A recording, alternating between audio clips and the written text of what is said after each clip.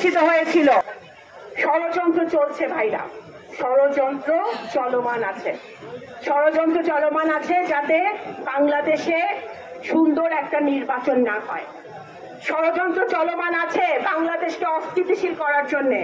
যদি বাংলাদেশকে অস্থিতিশীল করা যায় তাহলে বাংলাদেশে যারা গণতন্ত্র চায় না, বাংলাদেশে যারা বাংলাদেশ অর্থনৈতিকভাবে আরো উপরে উঠে যাক এটা যারা চায় না, তারা বাংলাদেশকে অস্থিতিশীল রাখতে চায়।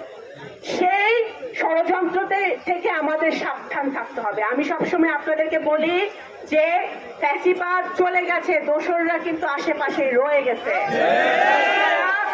সেখান থেকে সাবধান থাকবেন, আপনারা ঐক্যবদ্ধ থাকবেন।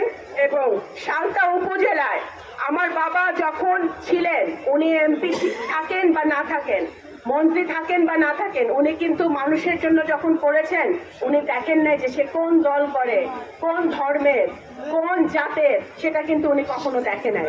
সুতরাং আমার ওনার সন্তান হিসেবে আমার দায়িত্ব আপনাদের যে কোনো মূল্যে আপনাদের পাশে থাকা। আমি আপনাদের পাশে আছি এবং থাকবো।